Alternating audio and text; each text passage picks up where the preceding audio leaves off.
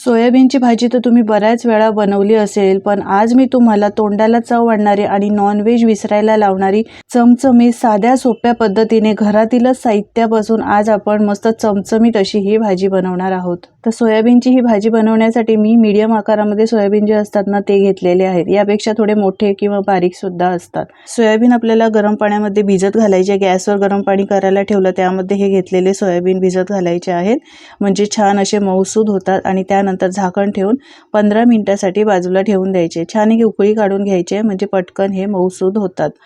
आता यावर झाकण ठेवूया आणि 10 ते 15 मिनिटासाठी बाजूला ठेवूया. तुम्ही साध्या पाण्यामध्ये सुद्धा हे भिजत घालू शकता.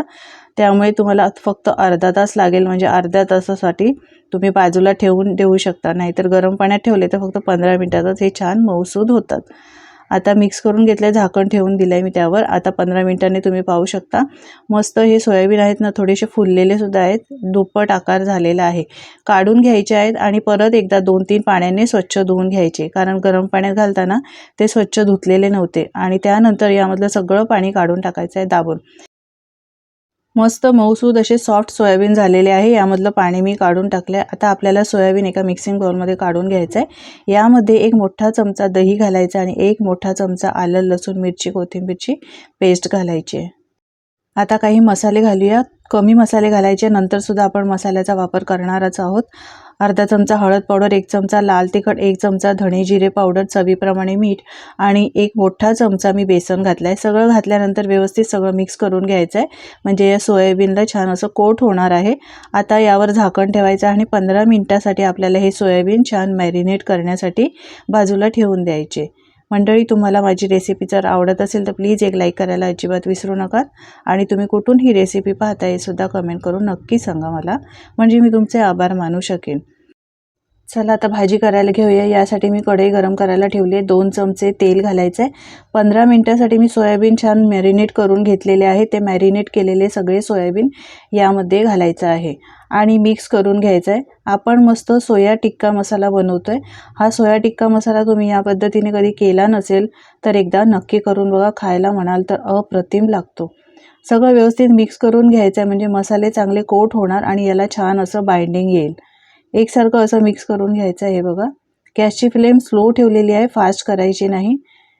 एकसारखं मिक्स केल्यानंतर यावर झाकण ठेवायचं आहे आणि ही प्रोसेस आहे ती 2-3 वेळा करायची, म्हणजे मसाले याला ना छान कोट होतात, व्यवस्थित चांगले लागले जातात आणि सोयाबीनसुद्धा 20 ते 25% छान शिजले जातात. तुम्ही पाहू शकता. पुन्हा मी 2-3 मिनिटांनी एकदा पुन्हा मिक्स केलेलं आहे. असं 2-3 वेळा मी केलेलं आहे. छान असा मसाला याला कोट झालेला आहे. हे बघा, मिक्स करून घेतल्यानंतर परत एकदा झाकण ठेवून 2-3 मिनिटं छान शिजवून घ्यायचं आहे.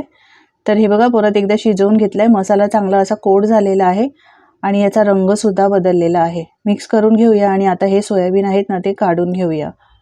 आता याच कढईमध्ये परत 2 चमचे तेल घालायचं आहे. यानंतर 1 चमचा साजूक तूप घालते. साजूक तुपामुळे या भाजीला ना खूप मस्त चव येते.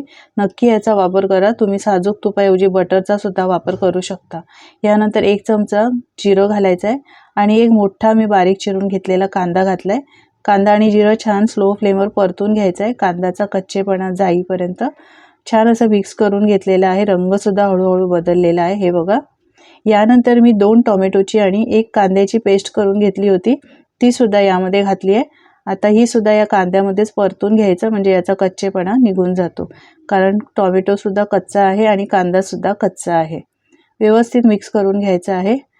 आता यामध्ये काही मसाले घालूया. तर सोयाबीन मॅरिनेट करताना सुद्धा आपण मसाले घातलेले होते, तर त्याप्रमाणे तुम्ही इथे मसाल्याचा वापर करा. मी इथे अर्धा चमचा हळद पावडर, अर्धा चमचा धणे जिरे पावडर, 1 चमचा लाल तिखट आणि मीठसुद्धा यामध्ये घातलं आहे. मॅरिनेट करताना सुद्धा आपण मिठाचा वापर केला होता.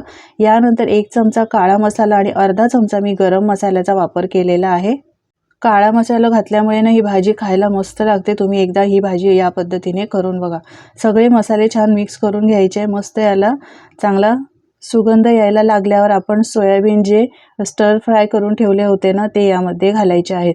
यानंतर 1 बारीक चिरून घेतलेला टोमॅटो घातलेला आहे आणि 1 सिमला मिरचीचे असे क्यूब्स करून घेतले ते सुद्धा घातले. 1 कांदा मी क्यूब्समध्ये कट करून घेतलेला आहे आणि त्यानंतर 2 हिरव्या मिरच्या बारीक अशा लांब लांब चिरून घेतलेल्या आहेत, त्यासुद्धा घातलेल्या आहेत. आता सगळं साहित्य व्यवस्थित मिक्स करायचं आहे. तुम्हाला यापैकी काही पदार्थ नको हवे असतील तर तुम्ही नाही घातले तरीसुद्धा चालतील, पण आपण सोया टिक्का मसाला बनवतोय तर यामध्ये हे पदार्थ घातले जातातच. सगळं व्यवस्थित मिक्स करून घ्यायचं आहे. यानंतर यामध्ये गरजेनुसार पाणी घालायचं आहे. तर ज्या बाउलमध्ये मी सोयाबीन मॅरिनेट केलं होतं त्यामध्येच थोडंसं पाणी घालून यामध्ये घातलेलं आहे. आता परत एकदा व्यवस्थित छान मिक्स करून घ्यायचं आहे आणि गॅसची फ्लेम फास्ट करून एक उकळी याला छान काढून घ्यायची. सगळं चांगलं मिक्स करून घेतलेलं आहे. आता याला छान एक उकळीसुद्धा यायला लागलेली आहे. झाकण ठेवायचं आहे आणि आपल्याला ही भाजी छान स्लो फ्लेमवर शिजवून घ्यायची आहे.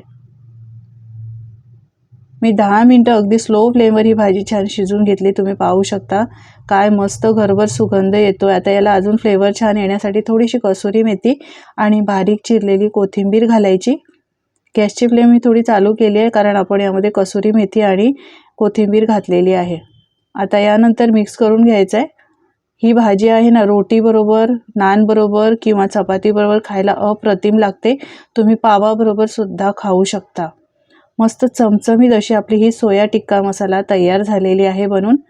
तुम्ही सुद्धा मंडळी या पद्धतीने करून बघा. तुम्ही कधी केली नसेल तर एकदा नक्की ट्राय करा आणि केल्यानंतर तुमचे अनुभव माझ्यासोबत शेअर करायला अजिबात विसरू नका. नेहमी आपण एकाच पद्धतीने सोयाबीनची भाजी बनवत असतो. काही वेगळ्या पद्धतीने आणि वेगळ्या चवीची जर तुम्हाला भाजी बनवायची असेल तर या पद्धतीने अशी ही सोया टिक्का मसाला करून बघा. आजची ही सोया टिक्का मसाल्याची रेसिपी कशी वाटली कमेंट करून नक्की सांगा. जराही आवडली असेल तर लाईक करा, शेअर करा आणि अशाच नवनवीन रेसिपी पाहण्यासाठी चॅनलला सबस्क्राईब करा. धन्यवाद.